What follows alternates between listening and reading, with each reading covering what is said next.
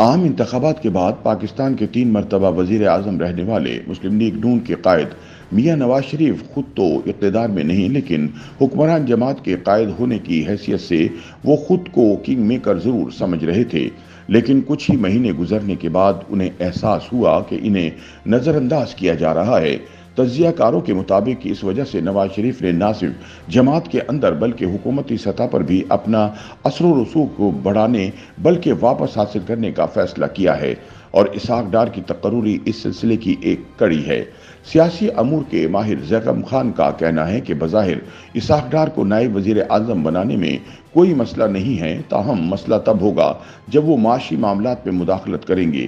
انہیں وزیر خارجہ بنایا ہی اس لیے گیا تھا کہ وہ معاشی امور سے دور رہیں گے، کیونکہ گزشتہ حکومت کے 16 ماہ میں انہی کی وجہ سے معیشت کا حال برا ہوا تھا۔ انہوں نے کہا کہ اب جب انہیں نائب وزیر اعظم بنا دیا گیا ہے تو وہ براہ راست معاشی معاملات میں مداخلت کریں گے، تو ایسی صورت میں وہ حلقے جو ان کی معیشت میں مداخلت کے خلاف تھے ان کو یہ بات پسند نہیں آئے گی، اور اس طرح حکومت اور ان کے درمیان اختلافات پیدا ہوں گے۔ زیغم خان نے کہا کہ نواز شریف کی جانب سے اسحاق ڈار کو نائب وزیر اعظم بنانا دراصل شہباز شریف کو کم تر تصور کرنے کے مترادف ہے۔ حالانکہ اس سے پہلے بھی شہباز شریف کی حکومت میں نواز شریف نے اسحاق ڈار کو وائسرائے بنایا ہوا تھا، جو وزیر اعظم کو لفٹ تک نہیں کراتے تھے۔ اب انہیں نائب وزیر اعظم بنا دیا گیا ہے، جو آگے چل کر شہباز شریف حکومت اور نون لیگ کے لیے کوئی اچھا فیصلہ نہیں ہوگا۔ دوسری جانب پاکستان میں جمہوری حکومتوں اور مقتدر حلقوں کے درمیان تعلقات سے آگہی رکھنے والے سابق سیکرٹری دفاع لیفٹیننٹ جنرل ریٹائرڈ خالد نعیم لودھی کا کہنا ہے کہ بظاہر لگ رہا ہے نواز شریف ماضی کی طرح محاذرائی کا آغاز کرنے جا رہے ہیں۔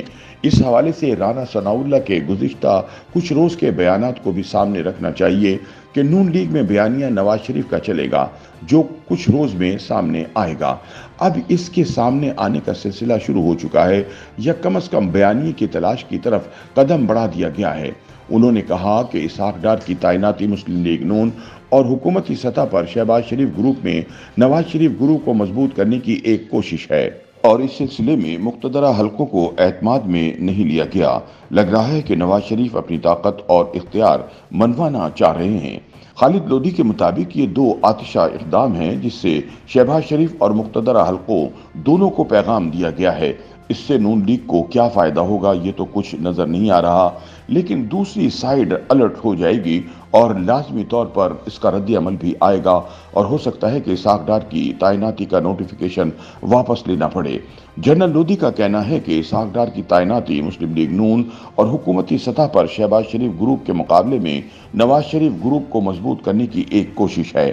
دوسری طرف پاکستان کی سیاسی تاریخ اور سیاسی خاندانوں کے قریب سمجھے جانے والے تجزیہ کار مجاہد بریلوی کہتے ہیں کہ شریف خاندان یا زرداری خاندان ان کے آپس کے معاشی معاملات ایک دوسرے سے اس قدر منسلک ہیں کہ ان میں اختلافات کی صرف خبریں ہی باہر آ سکتی ہیں، یہ خود اختلافات کا شکار نہیں ہوتے۔ اگر ہوتے بھی ہیں تو وہ نہ اس کا اظہار کرتے ہیں اور نہ ہی ان کی بنیاد پر کوئی قدم اٹھاتے ہیں۔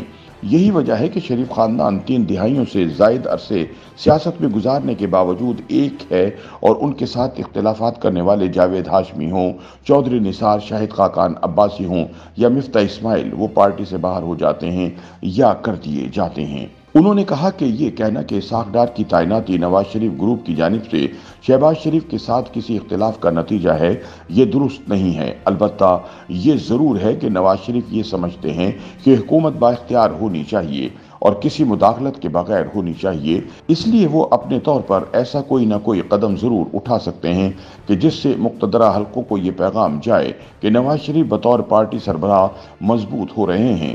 اس کے ساتھ ساتھ نواز شریف یہ بھی محسوس کر رہے ہیں کہ انہیں نظر انداز کیا جا رہا ہے۔ ایرانی صدر کے دورہ پاکستان میں ان کی نواز شریف سے ملاقات ہونی چاہیے تھی، جس کے بعد نواز شریف حکومت میں اپنے لیے مزید اختیار چاہیں گے۔ ظاہر ہے اس وقت وہ وزیر اعظم نہیں بن سکتے، تو وہ وزیر اعظم کے دفتر میں ایسے لوگ تو چاہیں گے جو ان کو شہباز شریف کے بارے میں نہیں بلکہ دوسری طرف کی سرگرمیوں اور خواہشات کے بارے میں آگاہ رکھیں۔ اس لیے اسحاق ڈار سے بہتر کوئی نہیں ہو سکتا۔ YouTube पर गूगली न्यूज देखने के लिए youtube.com की सर्च बार में गूगली न्यूज टीवी टाइप करें। गूगली न्यूज के पेज पर सुर्ख रंग के सब्सक्रिप्शन वाले बटन पर क्लिक करना ना भूलिए। YouTube पेज पर अपलोड होने वाली वीडियोस से बाखबर रहने के लिए बेल आइकन पर क्लिक कीजिए। आपको हर नई वीडियो के बारे में नोटिफिकेशन मौसूल हो जाएगा।